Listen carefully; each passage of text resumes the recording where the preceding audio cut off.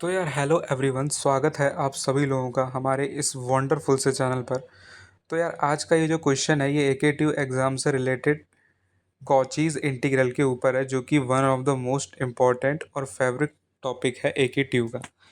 तो यार ये प्रीवियस ईयर में आया हुआ क्वेश्चन भी है। अब इस क्वेश्चन में क्या है, हमें इस इंटीग्रल को सॉल्व करना है।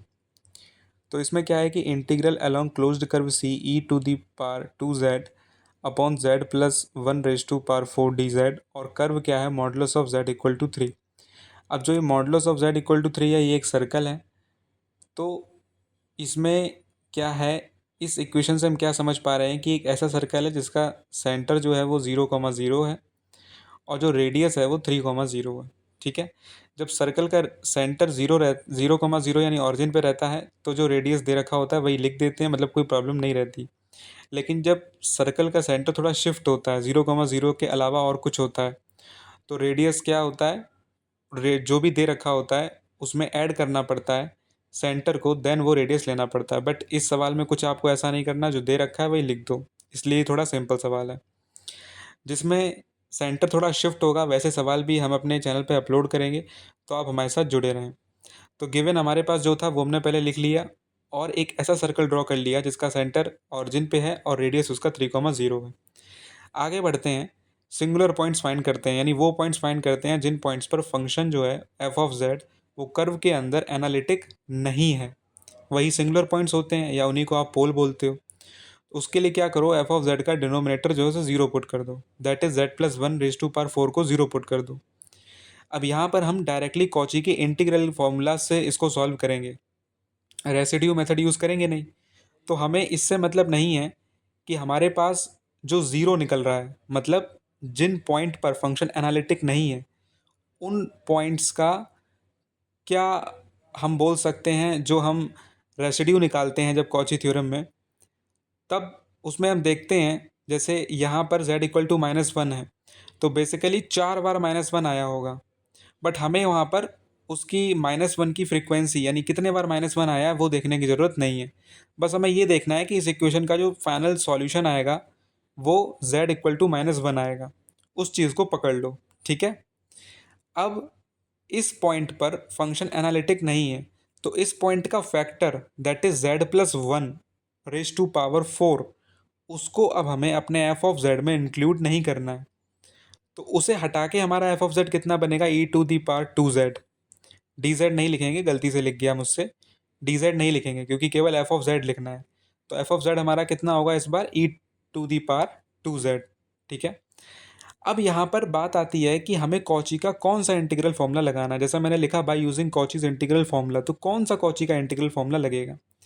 अब ध्यान से देखो, जिस पॉइंट पर फंक्शन एनालिटिक नहीं था उस पॉइंट का फैक्टर क्या है, z+1, और z+1 पर कितनी पावर चढ़ी है, 4। बहुत बढ़िया।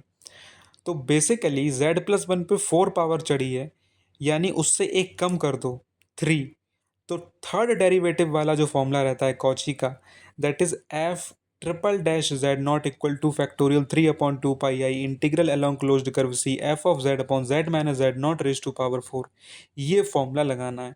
हमेशा याद रखो, एक जनरल चीज़ बता रहा हूँ कि जिस पॉइंट पर फंक्शन एनालिटिक नहीं हो, दैट इज सिंगुलर पॉइंट, उस सिंगुलर पॉइंट का फैक्टर, उसकी कितनी पावर आपको क्वेश्चन में गिवन है, उससे एक कम डेरिवेटिव वाला फॉर्मूला कॉची का लगता है। बात समझ नहीं आई, दोबारा वीडियो को बैक करके देख सकते हो। ठीक है। यहाँ पे पावर 4 थी, तो एक कम यानी थर्ड डेरिवेटिव वाला जो फॉर्मूला रहता है कॉची का, वो यहाँ पे लगेगा। जितना डेरिवेटिव होता है उतना ही फैक्टोरियल होता है, उससे एक ज़्यादा पावर z-z0 में होती है। अब भाई याद तो करना ही पड़ेगा, क्योंकि इतना याद करके आपका काम बनेगा अच्छे से। ठीक है। इतना कर लिया। अब बेसिकली हमें तो इंटीग्रल सॉल्व करना है ना, तो ये जो फैक्टोरियल 3/2 पाई वाला पार्ट है इसे उधर लेफ्ट हैंड साइड ले जाओ।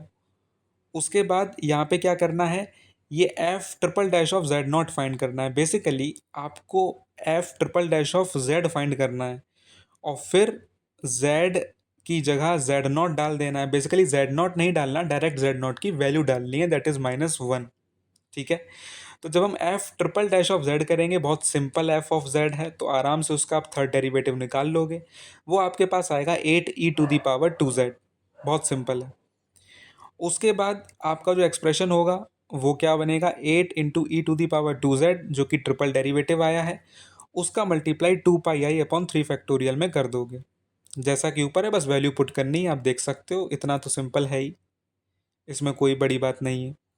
3 फैक्टोरियल की वैल्यू 6 हो जाएगी। उसके बाद आप यहाँ पे z की वैल्यू -1 रखोगे, ये e⁻²- हो जाएगा, वो नीचे चला जाएगा, e² हो जाएगा, 2 से 6 3 टाइम्स कट जाएगा, and you are left with your final answer, that is 8πi/3e²। This is the answer of your integral along closed curve c e⁻²z/z+1⁴dz। तो ये होता है, मेन चीज़ होती है, बच्चे कहाँ फंसते हैं कि कॉची का कौन सा फॉर्मूला लगाएं। अब ये तो वो क्वेश्चन हो गया जिसमें सेंटर का सर्कल ऑरिजिन पे था, मतलब सर्कल का सेंटर ऑरिजिन पर था, माफ़ करना मैं उल्टा बोल गया, ठीक है। अब ऐसे क्वेश्चंस भी आते हैं और वो थोड़े अच्छे सवाल रहते हैं जिसमें सेंटर का, सॉरी, सर्कल का जो सेंटर है वो ऑरिजिन ना होके बल्कि कुछ और होता है, मतलब सर्कल का सेंटर शिफ्ट हो जाता है। तो उस केस में क्या होता है, उस केस में थोड़ा सा चीज़ें बदलती हैं, प्रोसेस पूरी वही रहती है, बस आपको रेडियस वगैरह थोड़ा ध्यान से देखना पड़ता है, ठीक है। तो उसका भी वीडियो हम लाएंगे, अपलोड करेंगे, और जितने भी इंपॉर्टेंट क्वेश्चंस हैं कॉची इंटीग्रल से रिलेटेड वो सब आपको मिलेंगे हमारे चैनल पे। तो प्लीज़ यार चैनल को सब्सक्राइब जरूर करना, बिना सब्सक्राइब करे बिल्कुल भी मत जाना। वीडियो अच्छा लगा हो तो लाइक भी करना, और अपना प्यार जरूर दें चैनल को। Very very thank you so much.